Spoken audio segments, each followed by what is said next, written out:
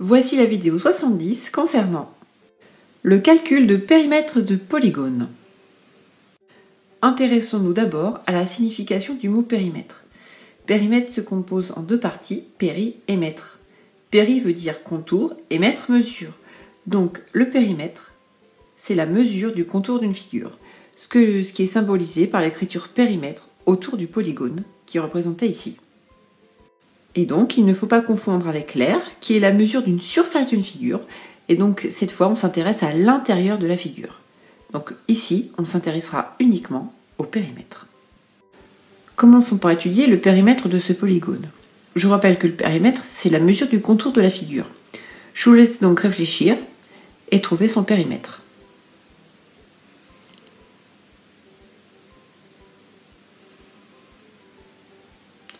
C'est bon, vous avez compté. J'espère que vous avez trouvé 19 et pas 27, puisqu'ici, seule la longueur des côtés du polygone intervient. On a donc la longueur AB, plus la longueur BC, plus la longueur CD, plus la longueur DA, ce qui nous fait un total de 19 cm. Et on ne compte pas la longueur d'une des diagonales. Pour la suite, on va s'intéresser au polygone particulier. Commençons par le rectangle. Le rectangle est un quadrilatère qui a ses côtés opposés de même longueur. On va donc compter 2 fois la longueur et 2 fois la largeur, ce qui va nous donner comme formule P égale 2 fois grand L plus petit l, où grand L représente la longueur et petit l la largeur. Concernant le carré, c'est un quadrilatère qui a ses 4 côtés de même longueur. Il va donc falloir compter 4 fois le côté. On pourra donc écrire P égale, P pour le périmètre, égale 4 fois C, C étant la longueur du côté.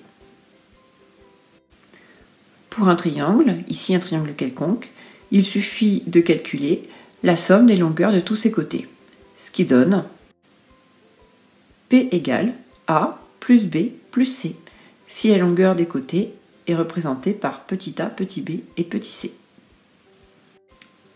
On peut récapituler toutes ces formules dans un tableau. Je ne vous ai pas présenté le losange, mais cela fonctionne comme le carré, puisque son périmètre va être égal à 4 fois le côté, puisqu'il a 4 côtés de même longueur. Voilà, ceci est à savoir, à retenir et aussi à savoir appliquer.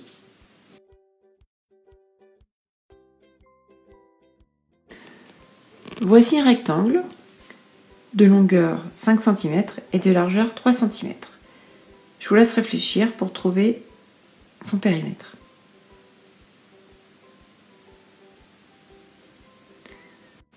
Alors le périmètre de ce rectangle est donc égal à 2 fois sa longueur plus sa largeur, c'est-à-dire 2 fois 3 plus 5, on respecte les règles de priorité, ce qui nous donne 2 fois 8, c'est-à-dire 16 cm.